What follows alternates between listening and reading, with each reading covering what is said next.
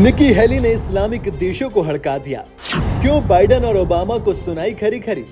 Islamic देशों को क्या बोली निकी हेली? ये सवाल इसलिए क्योंकि ये सवाल अमेरिका में रिपब्लिकन राष्ट्रपति पद के उम्मीदवार निकी हेली ने इजराइल और हमास के युद्ध के बीच तीखी प्रतिक्रिया दी है।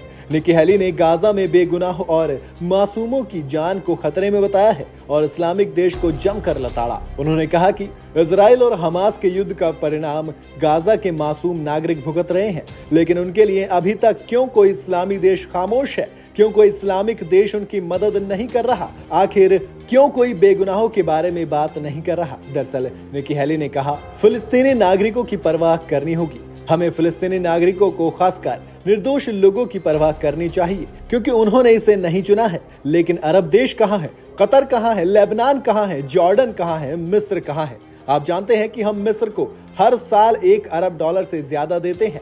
वो फिलिस्तीनियों के लिए द्वार क्यों नहीं खोल रहे हैं? मासूम लोगों को सुरक्षा क्यों नहीं दे रहे हैं? इसके बाद निकी हेली ने आगे इस्लामिक देशों के स्टैंड पर तीखी प्रतिक्रिया दी और कहा कि ये देश इसलिए मासूम लोगों को नहीं आने देना चाहते क्योंकि वो जानते हैं कि वो उनकी जांच नहीं कर सकते हैं और वो हमास को अपने पड़ोस में नहीं रखना चाहते। जब आप नहीं चाहते तो इजराइल उन्हें अपने पड़ोस में क्यों चाहेगा? इसलिए हमेशा ईमानदार रहें।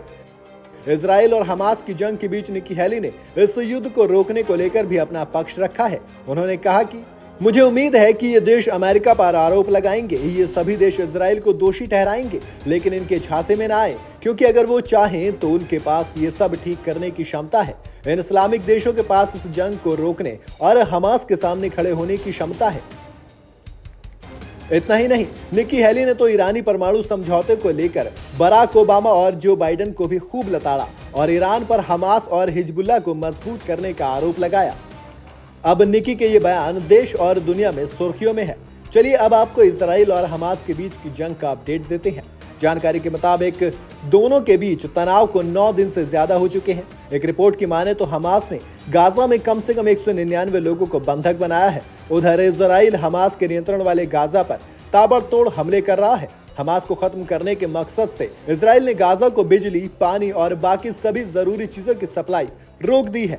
तो ये था अब तक का अपडेट। आपको क्या लगता है कि क्या निकी का बयान सही है? क्या उन्होंने ठीक कहा? हमें कमेंट में जरूर बताएं और जुड़े रहें न्यूज़ बुक के साथ।